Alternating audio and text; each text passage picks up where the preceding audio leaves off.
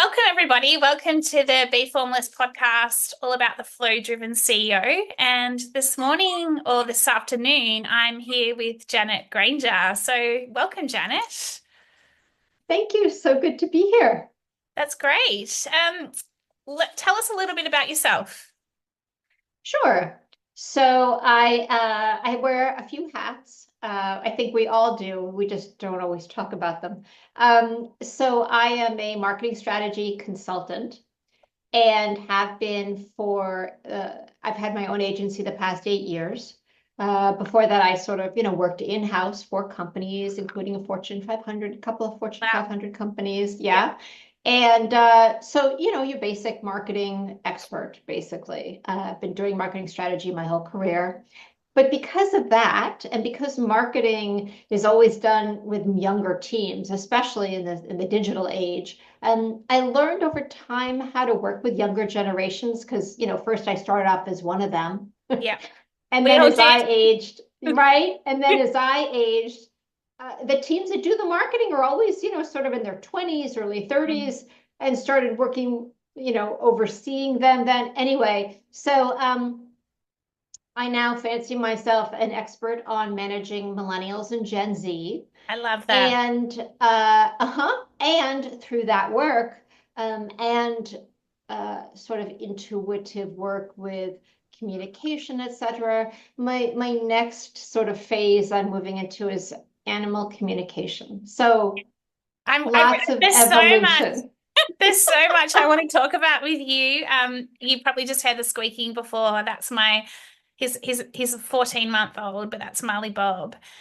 And a Oh, few and you may hear barking of my two rescue dogs, so no worries. Yeah, well, I really want to talk about it because there's so much to unpack with you in terms of your career. My previous background is advertising and marketing, so it sounds like we've got something in common. And then this generational piece as well, especially the millennials and Gen Z. I'm super curious to talk to you more about that. But also, like you just mentioned, this intuitive piece as well. And there's something really interesting in that for me at this point in time. And, that intuitive, leadership and intuitive way of communicating. And then you throw dog communication into the mix. And I'm like, this is fascinating. Good, good. So, talk to me a little bit about the millennials and Gen Z and what you see happening at this point in time. There's so much going on in the world right now. Um, what do you, give us a little bit about that. Mm. Sure. So I'm a self-proclaimed, baby boomer slash Gen X. I'm sort of right on that cusp. Yeah. And so having grown up in the sort of parental generation of a lot of the younger people in the workforce today, I witnessed for myself what it was like for me when I was first starting off, Yeah. what I was asked to do when I first entered the workforce in my 20s, and then into I got my MBA, so then late 20s, early 30s, and what the work ethic was, what was expected of me. Um, in those days, there were a lot of unwritten rules that you were Mm. just supposed to pick up in the office. Mm. I mean, I vividly remember the whole thing about like, well, yeah, it says you can leave at 5, but nobody leaves at 5. No. Everyone leaves everyone stays till 6 here. And I went, oh, okay. Yeah, or I used to stay, you wouldn't leave until your boss left. Like you would always be like, you wait, right? It was just this whole hierarchical, yeah, like it was, and you were always in first thing. Like there was just this kind of expectation, if you like. Well, yes. And I also had a boss at one point who his daughter was in high school. And so he dropped her off at school and he was in the office by 7. I could never beat him to the office at 7. But because of that, like he left at 4. He just said, I come in at 7, I leave at 4. You should know that. And so it was really interesting, so like 9 hours in the office, that was the expectation, at least 9 hours in the office. But when it hit 4, he was out the door, Yeah. right? And it was so as opposed to everybody else, we were all there till 6, you know? So it was just this really interesting sort of cultural, it was like, who stays in for lunch, where they went for lunch, what you But talked about at lunch. There was all this sort of cultural stuff going on. And I was at this company for 10 years, so that's why this is the first one that comes to mind. I've been in a lot of different companies, but this whole idea of the way you worked, the way you started, um, what it meant to pay your dues, and quite frankly, we all hated it, but we did it. We didn't yeah, know we had a choice. We weren't really talking to the rest of our generation except, over beers or 100%.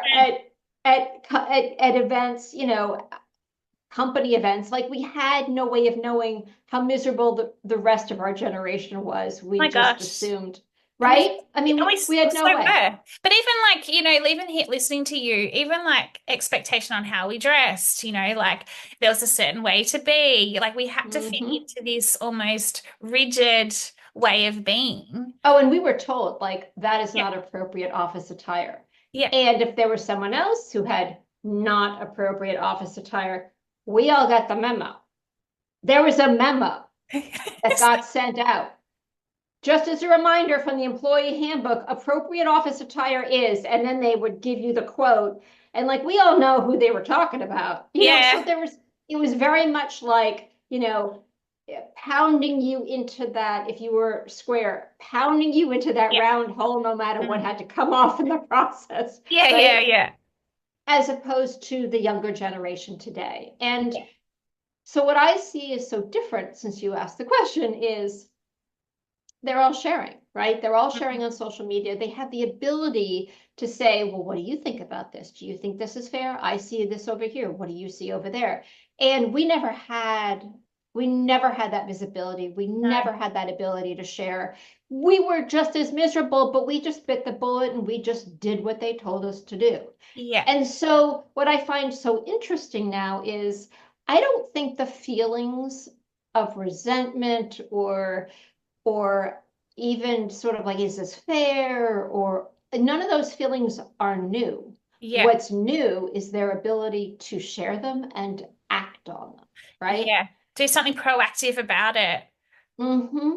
So today's younger generation, I don't feel, in my experience, because as I said, I've been working with the younger generations now since day one. I don't feel they're really that different. What's different is how they articulate it. What's different is how they act on it. What's different is what they'll do and what they won't do. And when I talk about this to groups, I do presentations and stuff.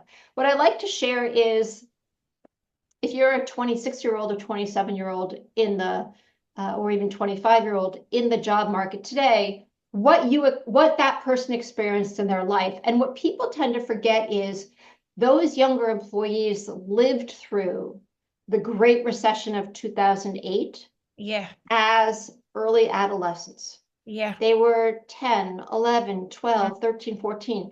And when your parent loses their job, right, at that point, or your parents get divorced because of financial hardship and issues, or, all these other things happen, and when you're at that very young and impressionable age, everyone that I know looks at their parents and goes, well, that's not going to be me. Yeah. Yeah. You're nailing them. I'm Yeah. right. I'm not going to devote my life to a corporation that is then just going to toss me to the curb Yeah. Or when burn I me can, out. Or burn me right? out, like yeah, I think there's a whole thing around, toss me out, burn me out, kind of confusion as to what to do next. Do you Mhm. see that as well? Like in terms of they're more clearer that they will not tolerate that and they're going to change the Right, way forward. Yeah. right. Because they watch their parents lose their jobs or all sorts of financial hardships after their parents had devoted themselves to the company. You know, I mean, these are kids whose parents missed their sports games because their parents were too busy working. Hmm. Kids whose parents, didn't get to do X, Y, and Z because they were working so hard, and the kids watched and Yeah. said, not me. That is why their reaction is, you can't work me till I burn out. Mm, Or you can't maybe do two people's jobs without giving me more pay. mm. So I think that like I said, it's a remember what these people have seen, remember what these younger people have witnessed and lived experience wise.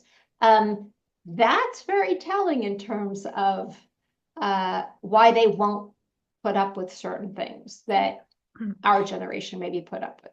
Yeah. And Janet, how do you work with leaders who are very regimented and used to the old way of working? And then you've obviously, like intimately about the Gen Z and millennials. Do you ever come against friction in terms of, well, I just want them to do it this way. Like, how do you maneuver around that? Because like you hear a lot about this common issue, like, even post-COVID around the whole flexibility around hybrid working. And I'm hearing more and more, especially in Australia, that the mandate is back in the office Monday to Friday, 8:30 to 5:30.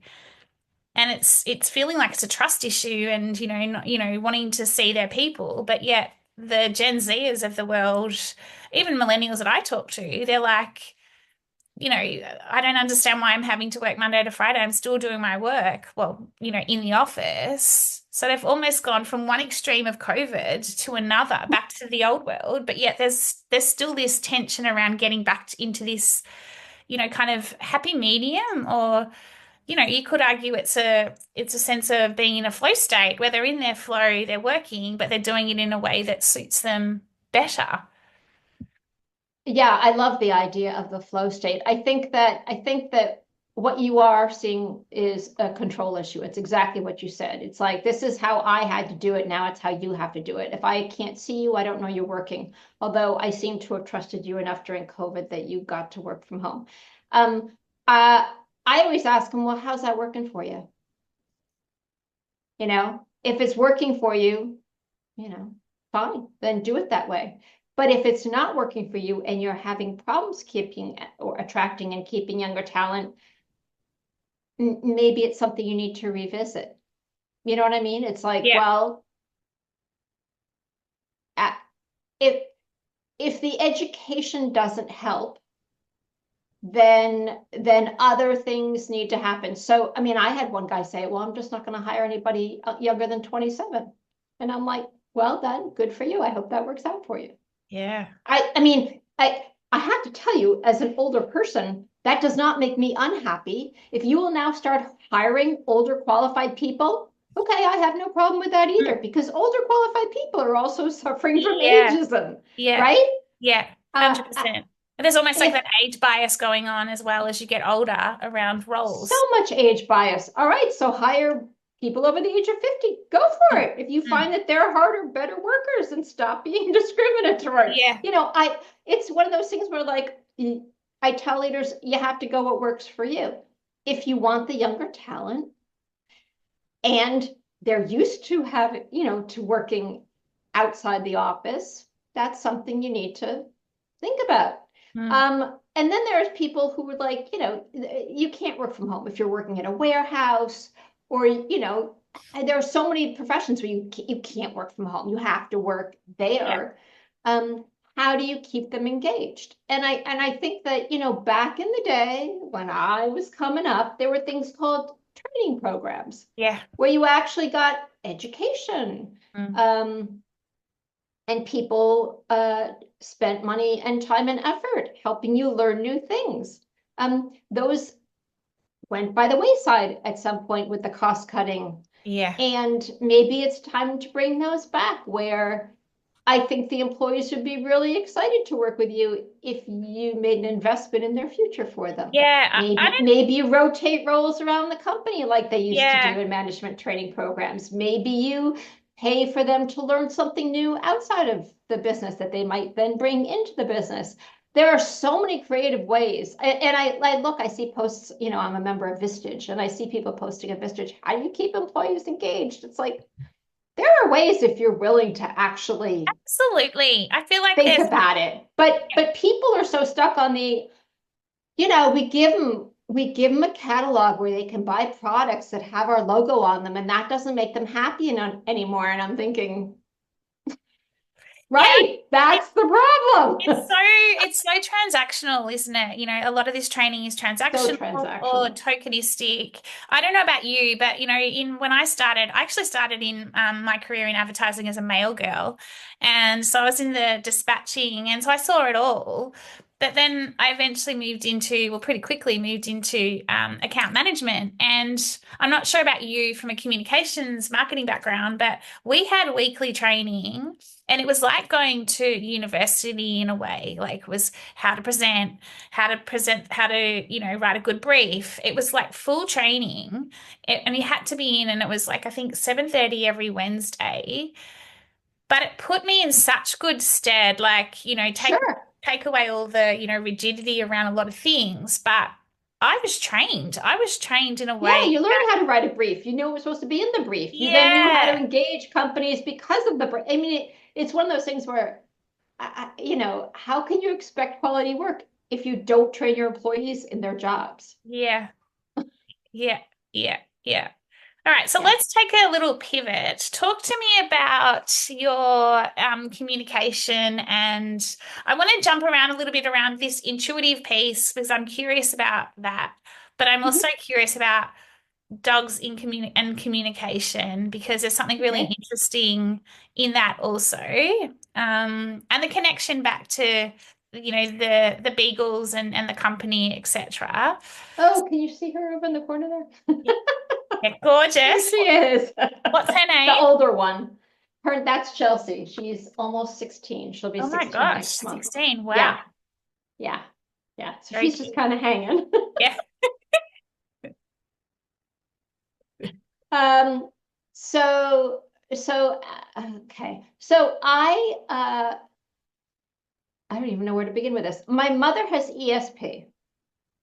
Let's start there.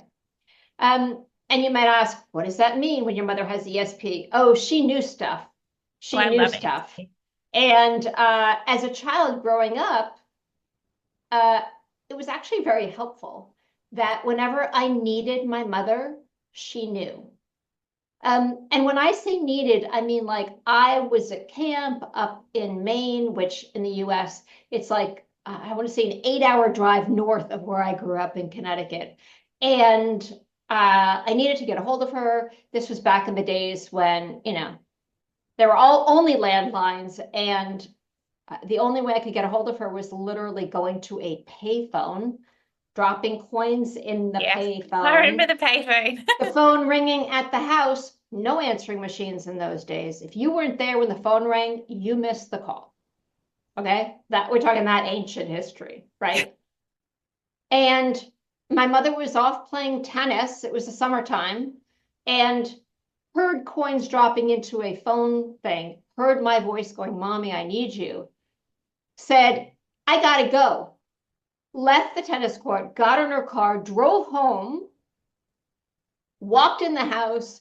5 minutes later, I call from a payphone because okay. So when I say my mom is ESP, that's the level of ESP Yeah, we're that's talking about. huge. Yeah, yeah. I'm a big Right. fan of ESP and I say it all the time to people. I'm like, and I'm not sure if they know because I'll be thinking about something or someone that will then reach out and I'm like, oh, we've just got a little bit of mutual ESP. Mm-hmm.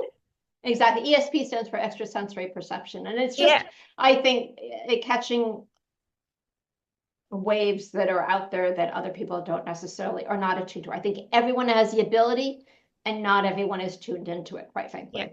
So when I say I grew up with a mother who had these, she was actually tested at a hospital in New York when they were back testing for ESP back in the, I think it was the 1980s. They were doing it.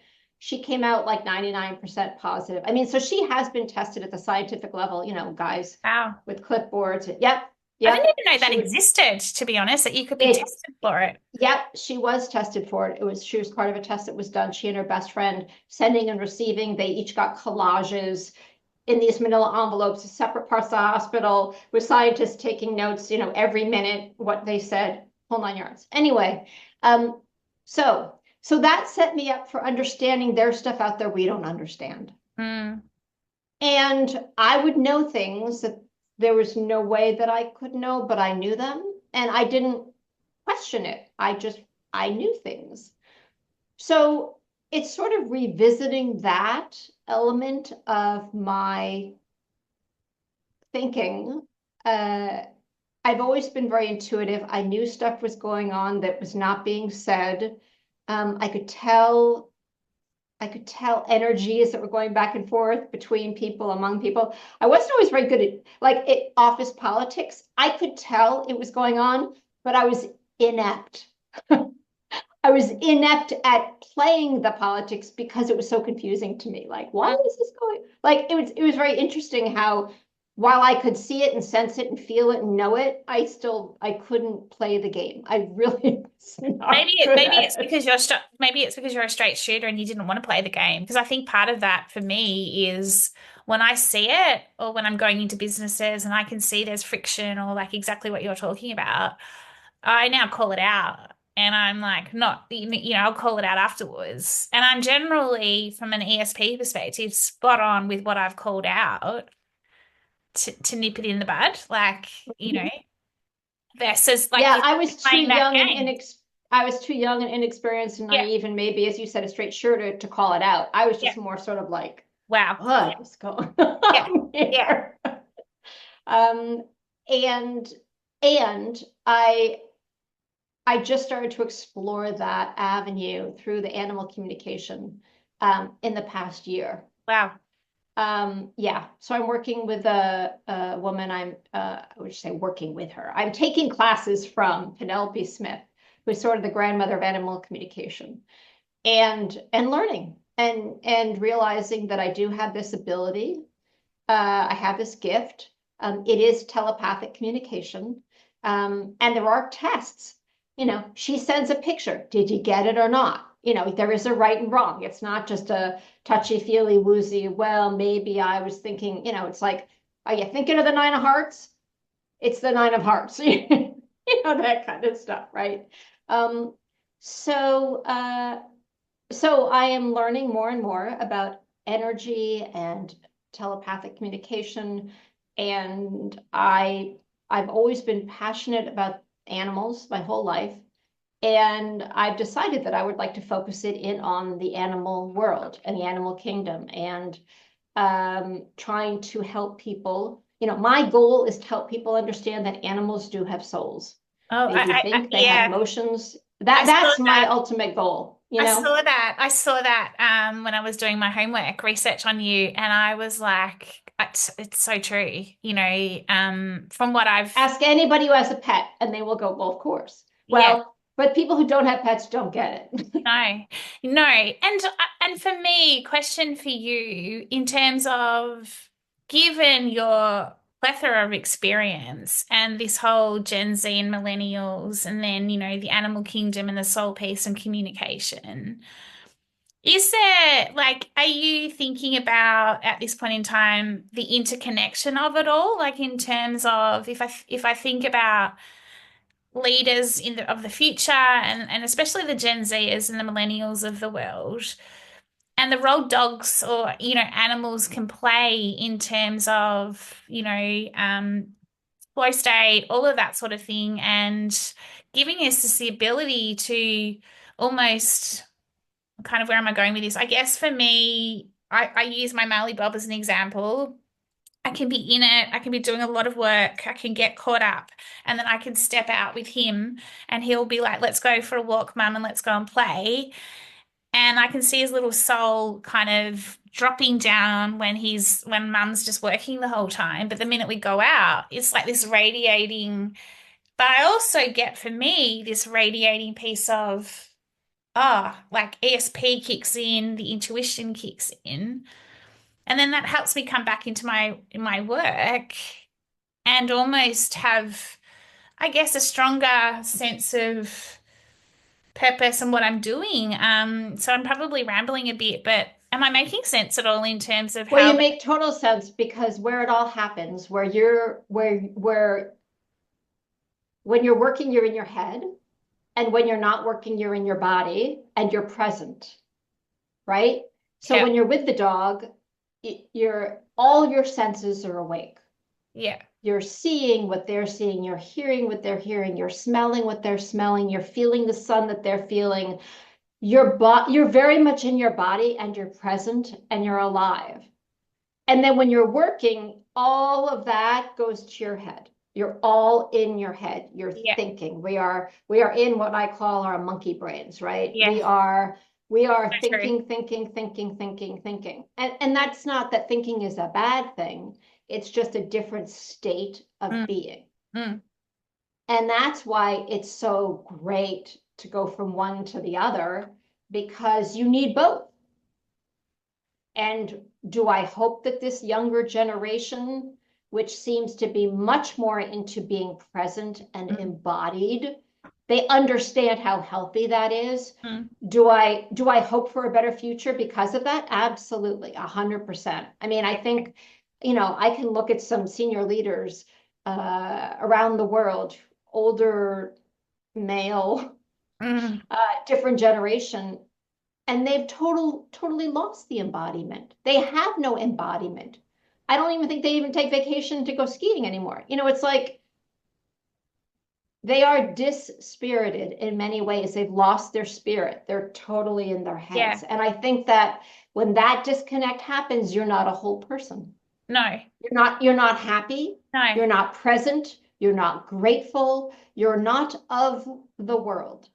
No, and that's why, in terms of the soul piece with the dog, with an animal, I should say, but I reference my dog. He came to me in a point of time, like it was like he was sent to me, and Of course. it was a soul connection, and he lit my soul back up. I was on the journey of coming out of burnout and all of those things, and what was next for me, and then he lit. His soul connected to my soul. And so I love that notion, and I love the notion around, what you see for the future with, the Gen Zs and the Millennials and that whole embodiment piece. One last question for you. You have a book, I and do. I wanted you to elaborate a little bit about the book and what you are most excited about in terms of the the millennials and the Gen Zs, and what you're most excited about, coming as we go forward. So thank you for mentioning the book. It's called The Secret to Managing Gen Z, the Handbook. I wrote the book for older leaders to understand what's going on in a way that they could hear it. So a lot of it is what you and I talked about. It's okay, if you really want to understand younger people, uh, let me give you a little of their background, right? Let me tell you the world in which they grew up. So once you start to empathize and understand um, how younger people are coming into the workforce, what their world experience is at the age of 25 or 24, Mm, um, even if you don't necessarily agree, at least you understand. mm, And empathy and understanding is the first step towards, right, towards good communication and yeah, connection. yeah, And uh, I mean, I'm hopeful. I'm hopeful that there are younger people who read this book and go, "Oh, she actually heard us, yeah. right? She knows who we are and what makes us tick." I mean, I'll give you a good example. There's like 36 different, things you can do today, right, to make it better so that you work better with younger generations. I tell people, I tell senior leaders, I say, the first place to start is your job description. And they Mm, look at me like, a job description. I'm like, yeah, your job description is all like actions. I know, I can't stand You'll it. you'll be on Excel, you'll do this, you'll do Yeah. that. I said, do you put in the job description things like when their day will start? How often they're expected to be in the office? Do you put in the job description when you expect them to respond to your email or your Teams message, Mm, or when you reach out to them on Slack? Are they expected to respond on Sunday night when you have an idea and you send it to them at Sunday night at 6 o'clock, do you expect them to respond? And they look at me like, what? And I'm like, that should be in the job description. They 100%. want to know, Mm, right? Like, when am I on? When am I off? When can I actually be on vacation and not have to worry about responding yeah. my boss's messages? And so it's that level of detail of like separation of job and life and all those things that makes a difference, Yeah. Totally agree. And right? where can we get this book from? How can we purchase this book, your book? Oh, it's on Amazon. Okay, So great. just look up Janet Granger, The Secret to Managing Gen Z on Amazon. Um, and I'm hopeful that this younger generation is actually going to make a difference when they're in management, that they will allow people to have lives, that they will have lives themselves. They'll spend time with their children. They'll allow people to come out of the office 3 days a week so you don't have to deal with the, Monday, Friday commute. I mean, I'm hoping that work will become a little more people friendly, quite Mm, frankly. yeah, me too. Me too. And I'm That's excited. that's my hope. Yeah, I'm more than hopeful. I think that, people like you, people like myself, we can make that positive, impactful change and guide people, especially, the leaders that are, not used to this, these younger generations. And, I think that what you're doing is incredible and we need more of it. And so, what we'll do is I'll share how people can find out more about you as well as your book. And thank you, Janet. Oh, it's been a privilege to be able to speak to you, and so much learnings from today. The intuitive piece. The soul of animal communication. What you're doing. There's so much practicality to all that you're talking about. But most importantly, you do talk a lot about this empathy and connection and the need to understand. And it comes both ways, doesn't it? It always goes both ways. Yes. So thank you. Yes. Thank you. This has been wonderful. I appreciate it. No worries.